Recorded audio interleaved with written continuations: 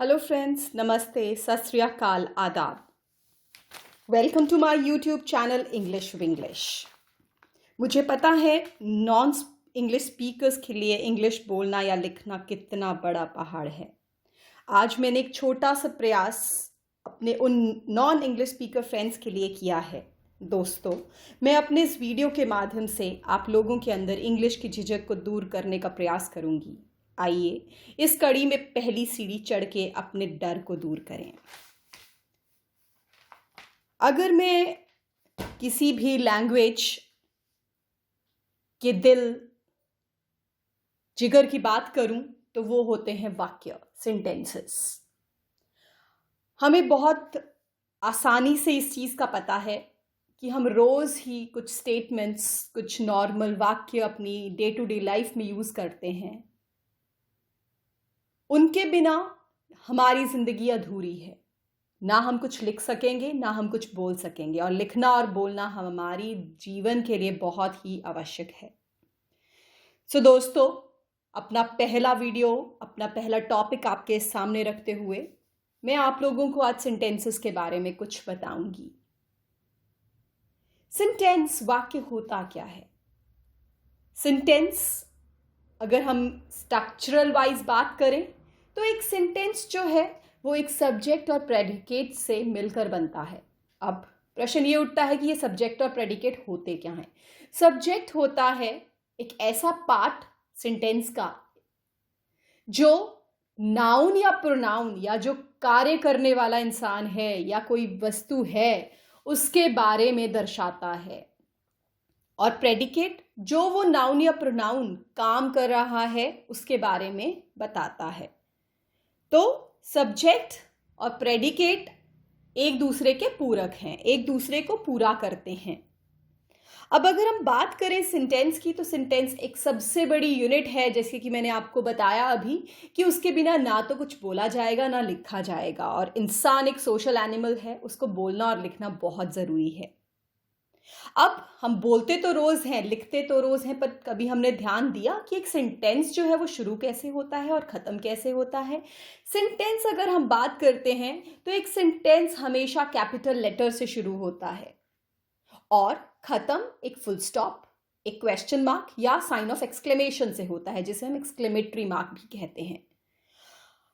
इन चीज़ों को ज़्यादा दर्शाने के लिए मैंने कुछ यहाँ पे सेंटेंसेस दे रखे हैं। हम पहला सेंटेंस लेते हैं, Diana is a good girl. अब आप अगर यहाँ पे देखेंगे तो एक है नॉर्मल सेंटेंस है, नॉर्मल बोलने वाला वाक्य है, Diana is a good girl. अब इस सेंटेंस में डी जो है डायना का, वो एक कैपिटल लेटर है, और ये जो खत्म हो रहा है सेंटेंस वो एक फुल स्टॉप से हो रहा है। तो एक जनरलाइज स्टेटमेंट जो है वो फुल स्टॉप से खत्म होती है। बाकी सेंटेंसेस में भी आप देख सकते हैं कि पहला अक्षर जो है वो कैपिटल लेटर है।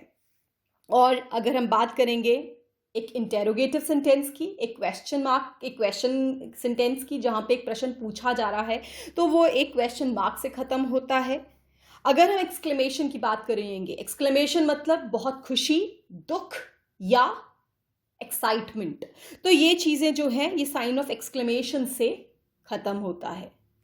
और एक इम्पेरेटिव सेंटेंसेस जिसमें कोई चीज़ आपने ऑर्डर की है, कोई चीज़ आप रिक्वेस्ट कर रहे हैं, मेरे लिए पानी लाइए, यहाँ बैठिए, यहाँ से जाइए, ये सब सेंटेंसेस जो हैं वो एक इम्पेरेटिव सेंटेंसेस है, जहाँ पे ऑर्डर, रिक्वेस्ट, ये चीज़ें इसमें इंक्लूड होती हैं। और ये इम्पेरेटिव सेंटेंसेस भी ख़त्म जो होते हैं फुल स्टॉप से होते हैं। अगर हम एक सेंटेंस की डेफिनेशन की बात करें तो एक सेंटेंस एक ग्रुप ऑफ वर्ड्स है, अक्षरों का ग्रुप, जो एक आइडिया सजेस्ट करता है, कंप्लीट आइडिया सजेस्ट करता है, जिससे हमें ये पता चल जाए कि ये एक इंक्वायरी है, ये एक प्रश्न है, ये एक खुशी की चीज़ है, ये दुख का चीज़ है, या एक जनरलाइज स्टेटमेंट है, रोज़ के बोलने, रोज़मर्रा में यूज़ होने वाले वाक्य हैं। तो हम अगर बात करें तो सेंटेंस का स्ट्रक्चर क्या है, हमने पहले डिस्कस किया कि एक सब्जेक्ट और प्रेडिकेट होना चाहिए। जब हम प्रेडिकेट की बात करते हैं तो प्रेडिकेट में वर्ब, जिसको हम एक्शन कहते हैं, वो एक बहुत ही इंपॉर्टेंट चीज़ है। वर्ब के बिना कोई भी सेंटेंस फॉर्म नहीं होता है।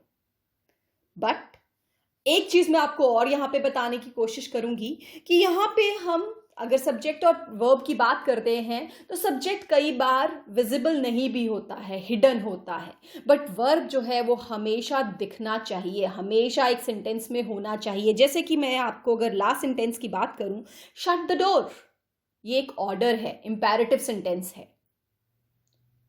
Please bring me a glass of water, please leave, इसमें क्या है, आपका जो सब्जेक्ट है, आपका नाउन या प्रोनाउन जो है वो हिडन है, और ये सेंटेंसेस फिर भी एक प्रॉपर सेंटेंस है, एक थरो आइडिया, एक पूरा का पूरा आइडिया दे रहे हैं। तो एक सेंटेंस क्या हुआ, एक ऐसा ग्रुप ऑफ वर्ड्स जिसमें वर्ब होना बहुत जरूरी है, और क्लब क्या है, सब्जेक्ट या प्रेडिकेट की।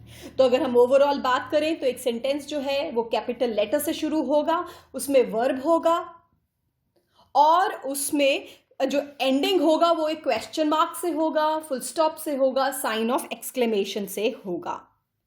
और अगर मैं और बात करूं तो एक सेंटेंस में एक सब्जेक्ट या एक वर्ब होना चाहिए, और वर्ब की जब हम बात करते हैं तो it comprises of a independent clause. अब मैंने यहां पे बात की एक इंडिपेंडेंट क्लॉज की।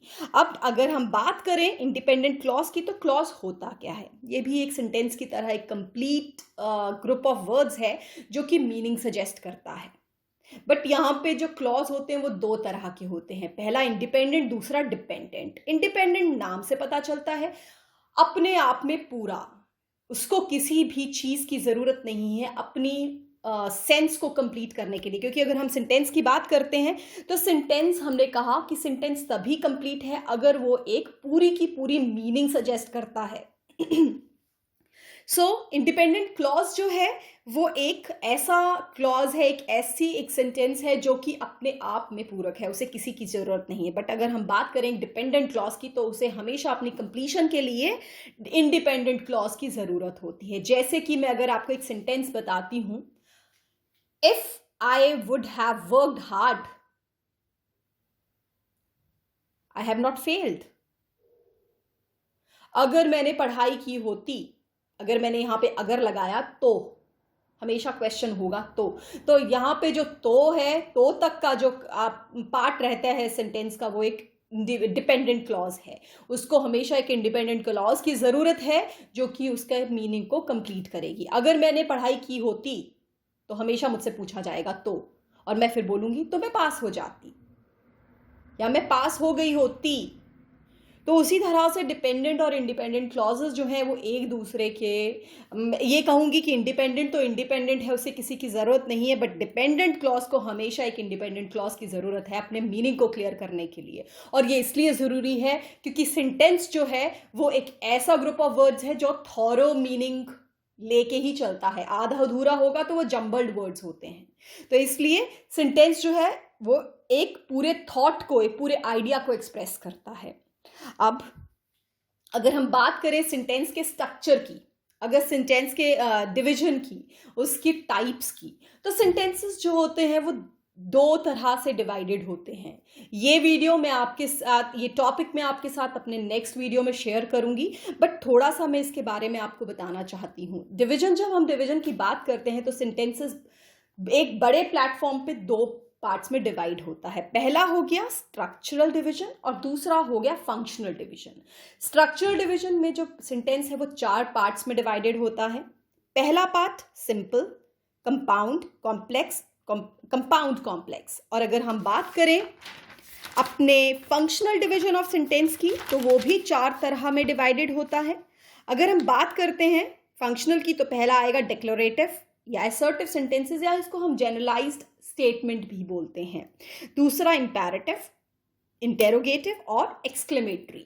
तो इस तरह से हमारे जो सेंटेंसेस हैं वो इसी तरह से डिवाइड होते हैं। और ये वीडियो जो है ये मैं आप लोगों के साथ, ये टॉपिक मैं आप लोगों के साथ नेक्स्ट वीडियो में शेयर करूंगी।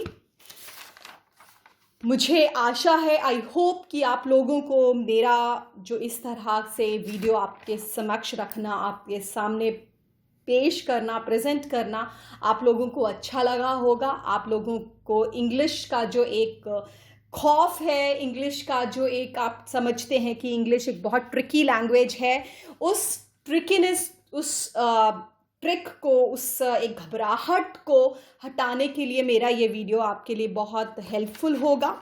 आप प्लीज़, अगर आपको मेरा ये वीडियो पसंद आया होगा तो आप प्लीज़ इसे लाइक करिए, आप इसे शेयर करिए और मेरे चैनल को सब्सक्राइब करिए। मैं आशा करती हूँ कि आपको ये चीज़ें सब समझ आ गई होंगी और आप अच्छी तरह से इसको ब्रश अप भी करेंगे।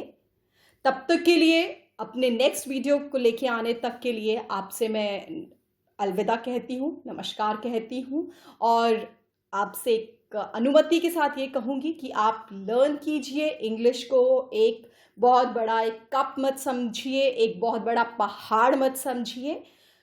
Thank you so much. Enjoy the day. Thank you.